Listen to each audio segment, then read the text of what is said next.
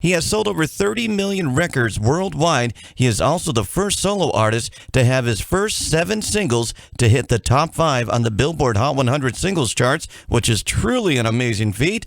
Mr. Richard Marx. Richard, how are you today? I'm good, Jeremy. And so your dad, Dick Marx, was a radio TV jingle composer. Is that correct? Is that how you got your career going already at the age of 5 years old? Tell me about that.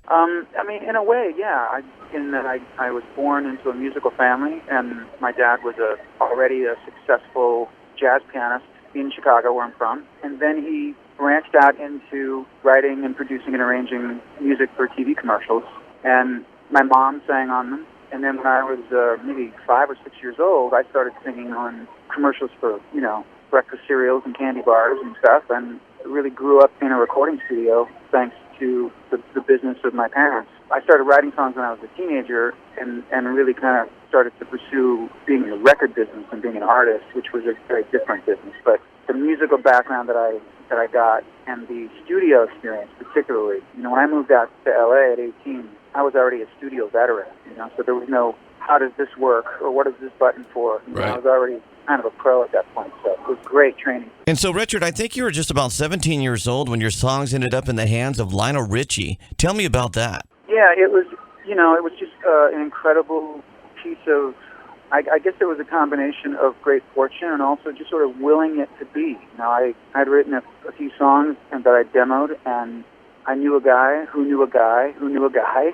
who knew Lionel Richie, and it was maybe a few weeks after I had finished these demos that my phone rang in my house. I was still living with my parents, and it was Lionel. And he listened to the tape, and my phone number was written on the back, and he liked what he heard. He called me, and he really just called to cheer me on and to just to tell me that he thought I was talented. I was 17, I think, or just turning 18. Yeah, it was incredible. Talk about gracious.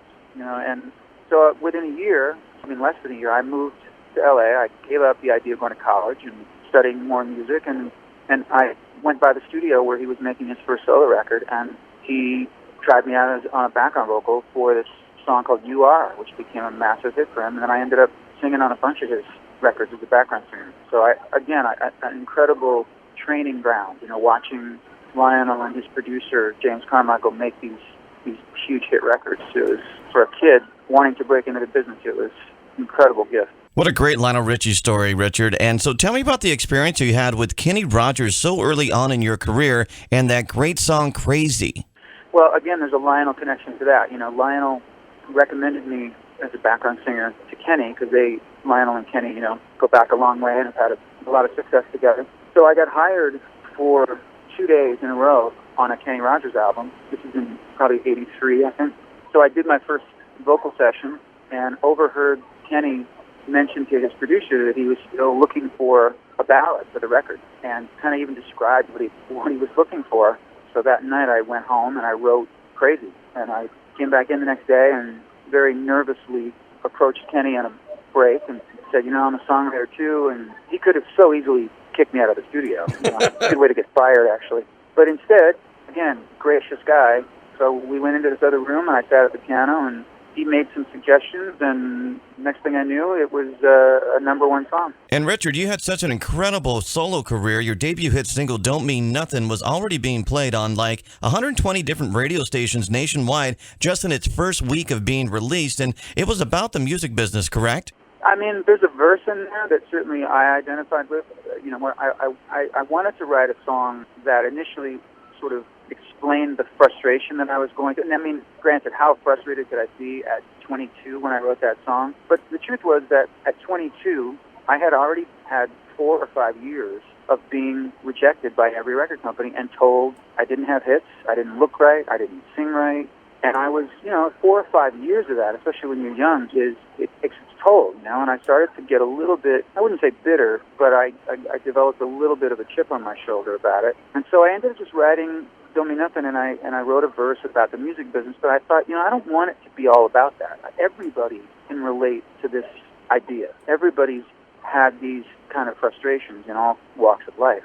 I made it, it's set in Hollywood. It's a little bit of an indictment of show business. So, it's about acting, it's about singing, but so many people can relate to it, and it's interesting that became my first big hit as a singer.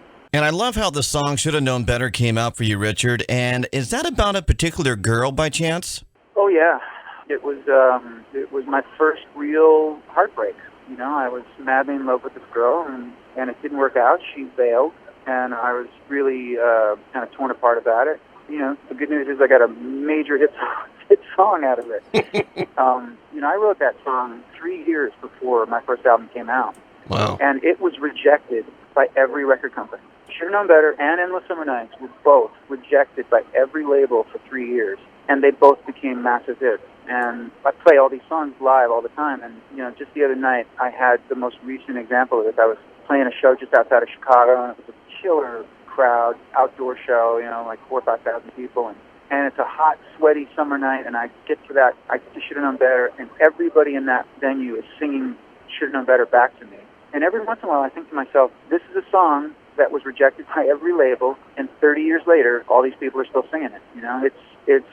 I'm very grateful to be on this ride still, The third single released from your triple platinum self-titled debut album, which was titled Endless Summer Nights, which was inspired by a trip to Hawaii, correct? Yeah, it was, I'd been invited to come and write some songs with Paul Anka, of all people, and he was doing a couple of weeks in a hotel in Hawaii. And so he said, I've got all this time off during the day. Why don't you come out to Hawaii for a few days? I'll bring you out there and put you up, and we'll write songs every day. So we spent some time. We wrote several songs that he ended up recording, and one of them was in a big film. And then I came back from that trip and wrote Endless Summer Nights. And again, that was 2 or 3 years before the first album. And Richard, I think Hold On to the Nights is a wonderful song that people can really relate to. Yeah, every song that I think is incredibly personal ends up being universal, because we all, we're all wired slightly differently, but everybody can relate to loss and being madly in love and being madly bitter and, heartbroken. And, I've never been, with rare exceptions, I'm just not a songwriter that writes about politics or events of the day, or, I'm an emotion-based songwriter. And those songs tend to be therapy for me, because they're good ways for me to kind of get out or purge whatever's going on with me. But everybody else can relate to them. I found that the more personal I get in the songs, the more universal they become. And that song, although I can certainly relate to a lot of it, was really written about some other people that I knew that were going through a similar situation, and I thought it would be interesting to write that. That's that sort of sentiment of the one that got away. We know that this is not going to work out. Let's cling to every second we can. And so, Richard, I think you were just about 25 years old and had just come off a widely successful debut album tour, which you wrote your next hit single, Satisfied, which was kind of inspired by the working man persona, so to speak? Yeah, it was, it was sort of not a companion to Don't Mean Nothing, but I wanted to write a fun anthem that was a rock and roll song. And I just noticed, especially at that time, I was really lucky and still am lucky to have a job that I love, that I would do for free, But I just remember at that time I was surrounded by people who were just frustrated with their career options, and they felt like the harder they worked, the less they had to show for it. And I wanted to kind of suggest the idea that, if you can, every once in a while, just disconnect from the strife of it and the pressure of it, and just kind of say WTF once in a while. That's really what that song's about. So true. And Right Here Waiting was inspired by a love letter to your then wife, Cynthia Rhodes, and she was, I think she was filming a movie in South Africa. Tell me about your personal experience with that particular song. Yeah, it was